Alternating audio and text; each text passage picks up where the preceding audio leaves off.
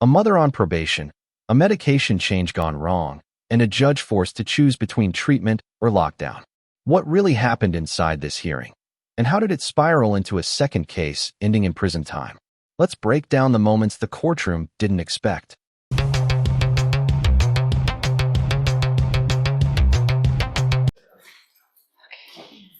Good morning, ma'am. Are you Michelle LaChasse?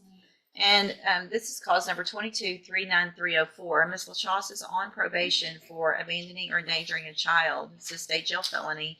That probation was for a 3-year deferred probation, October 17th of 2022. Has that been extended? Okay. So obviously, if we'll see what we do today, but if there's going to be SAFEP, I think that would be a requirement for me to do that. So I received an administrative hearing on April 30th from Mr. Ruiz with some issues that have been going on with regard to Ms. LaChasse allegedly going to the Sky Bar Lounge, failing to adhere to the curfew, failing to adhere to mental health services and treatment plans, remaining compliant with medication, admitting to drinking, and also admitting to trying to locate drugs as well. That hearing recommendation was to continue supervision and request SAFEP, which was agreed at the time by Ms. LaChasse. I signed off on that and ordered it. Mr. Nix has filed a motion asking that I reconsider that. I have asked probation for kind of an update in their response to that, as well as the state, who said pretty much it's up to me and probation and everything else. So it's my understanding, Mr. Nix, that Ms. LaChasse is wanting to do some kind of local inpatient treatment. So Your Honor, if I could briefly just kind of give a little bit of a recap. She had her medication switched on March 11th and March the 20th. And shortly after that, if I could present this, I've shown a copy to the district attorney's office this morning. It showed that they made a major medication change, took her off Seroquel, put her on Prozac. She immediately started having issues with the Prozac. She's still having issues with the Prozac. She's taking the Prozac at the jail. They're giving it to her. She's having issues. What we've done is we've spoke to Baptist hospitals. I have her mother and I have her fiance here. We have documentation that she would be accepted into inpatient at Baptist Hospital. I also have a letter from her doctor. But that's just a 5 to 7 days. No, they can actually keep her inpatient for up to 30 days, Judge, and then they have an outpatient program that can continue after that. If I could present this is a letter from her doctor that kind of underlines her very exacerbated issues. What I'm asking the court to do is not to exactly undo the SAFEP. What I'm asking the court to do is hold the SAFEP in abeyance, give her a chance to do the inpatient Baptist, make sure that she's on the right medication. I presume that a major medication change is about to take place due to the fact that she's having such issues with the Prozac, and we reconvene after she's completed an inpatient stay, whether it be 14 days, whether it be 30 days. I'm assuming it'll be 30 days based on what the fiance's talked to with Baptist. It would come at no cost to the taxpayer or to probation. We've already cleared it with her insurance. She's stayed there before, and insurance covered almost 100%.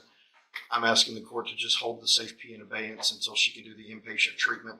We reconvene in 30 days and see how she did in the inpatient treatment. And then depending on how the reports go, how everything that I turn over from her inpatient stay to both probation, the state, and the court, you decide if SAFEP is still in her actual best interest at this point. We understand that SAFEP is also a blessing. She could have been sentenced to state jail time. We're not underscoring the issues. We're explaining to the court that this is a mental health issue caused by a major medication change that's documented.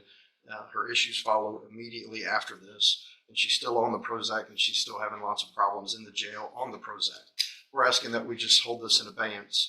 I'm not asking the court to undo it, take it away, put her back on regular probation. I'm not asking for that. I'm asking to hold it in abeyance, place her, allow her to be placed in the inpatient. But do we know, is it up to the hospital how long she stays? I believe so, I can't order some certain amount of Correct. time. And however long that is, if the court feels that it's not long enough, we can reconvene and I can show you the records at that point and we can make a decision from there. But Baptist has told the family that it would be up to 30 days and then they have an outpatient treatment that can continue after that. Now, of course, we won't know if that's appropriate until we see how she does in there, but it's pretty clear that this is a medication change that caused this behavior. Mr. Nichols? Judge, the main hesitation on our part is that she agreed to SAFEP and now wants to do things on her terms. think safety is where she needs to be based on the relapse and the violations she had. And I want to bring the court's attention when she was first put on probation in 2022, she was ordered ISF. Didn't want to go, went to a private inpatient program in Houston, in Harris County, which she was discharged unsuccessfully from. So it's almost like we're rewinding the same script as before, and it obviously didn't work then. I didn't see that.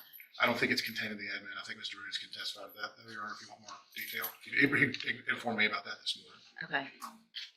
Do you have any disagreement with regard to what happened at the beginning of probation that they're talking about, Mr. Nix? I'm not sure that I was a part of that, so I don't know that I can speak to that. What I can speak to is that they made a major medication change that immediately caused these issues. SAFEP is a wonderful program that's helped a lot of people. I don't know that it's fine-tuned for her mental health issues that are causing the issues right now. I think it's a fantastic program, and I still think she might end up there, but I think if we get her the right mental health treatment and get her on the right medication, she's much more likely to be successful in SAFEP if she has the right medication and she is of the right frame of mind. The special needs SAFEP facility, do they adjust medications and things like that? Yeah. I think based on what I know now from the beginning that I ordered or agreed or whatever happened with ISF and then agreed to allow her not to do what everybody else thought was appropriate, go to her own choice, and successfully discharged from that. And here we are having the same problem. So I'm not going to adjust that order. Yes, I am going to order the special needs. It's special needs safety. It's not the regular one. It is, the whole purpose of it is to treat both things. And so that can all take place there. And I think that would be better for her and for our community. In addition, I am going to, because of the issues in the administrative hearing, the fact that a motion hasn't been filed, the length of time, I think, obviously is an issue. And so I am going to also at this time order that Ms. LaChasse's probation be extended by 2 years. That should give plenty of time to get through the program, get through aftercare, make sure everything is going like it should be, and then hopefully get off this probation without a conviction or going to state jail. All right. I know it's not what you want. I hope you take advantage of it. However, it's a good program. You can talk to them about medications and get stabilized before you get out and get on aftercare. Okay. Thank you, Mr. thank you, Ruiz. Judge. Thank you, Mr. Ruiz, for being here as well.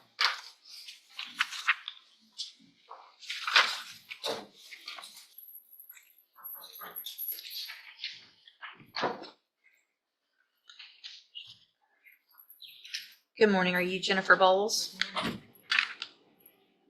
Give me just a second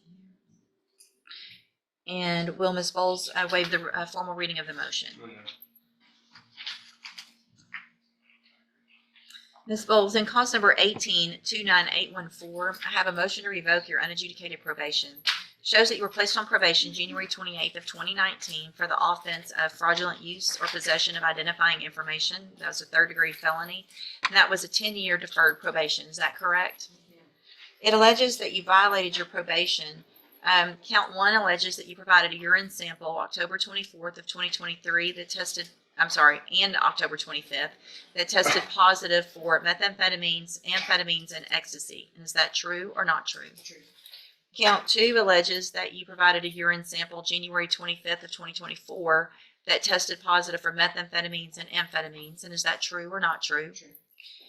Count 3 alleges that you failed to provide verification of attending the DROP program January 2nd, January 17th, January 20th, January 29th, and February 5th of 2024. Is that true or not true? Count 4 alleges that you're behind in your court-assessed fees as of January 25th of 2024 in the amount of $4,972.61. Is that true or not true? True. Did you enter your pleas of true to counts 1 through 4 freely and voluntarily? And did you plead true to those counts because they're actually true? I have here on the computer some documents that have your signature on them that the state has marked as exhibit number 1. Before you sign these, did you go over them with Mr. Parker? Do you fully understand them? And do you understand, if I follow the agreement that you've made with the district attorney, that you will be waiving or giving up any right to appeal? State tenders number 1. It's admitted. Is there any evidence that Ms. Bowles is not competent? All right, ma'am, I'm going to find that you entered your plea of guilty freely and voluntarily. Find that you're mentally competent and you understand the nature and the consequences of those pleas. Find that you entered your pleas of true to counts 1 through 4 freely and voluntarily. Find those counts true. Find sufficient evidence to find you guilty, and at this time find you guilty of the third-degree felony offense of fraudulent use or possession of identifying information. Sentence you in accordance with your agreement to a term of 4 years in the Institutional Division of the Texas Department of Corrections. You will receive credit on that sentence for any time that you've been in custody that the law gives you the right to receive. That will also run concurrently or at the same time with the Orange County case that you're currently serving any time on. I'm handing you the trial court certification that shows this was an agreement that I followed, and so you have waived your right to appeal. I have also handed you a written admonishment regarding your ineligibility to possess a firearm or ammunition. Because of the judgment entered against you, you're ineligible under Texas law to possess a firearm or ammunition. Possession of a firearm or ammunition could lead to charges against you. Firearm is a legal term, and you should read that written admonishment I provide you to see what devices qualify as a firearm. If you have questions about the laws that make you ineligible to possess a firearm or ammunition or about how long that lasts, you can talk to Mr. Parker. Good luck to you, ma'am. Thank you for being here, sir. 2 lives, 2 choices, and 1 judge trying to balance mercy and the law. Cases like these reveal just how thin the line is between rehabilitation and consequences. If you want more real courtroom breakdowns, surprising rulings, and emotional turning points, hit subscribe and turn on notifications. You won't want to miss what happens next.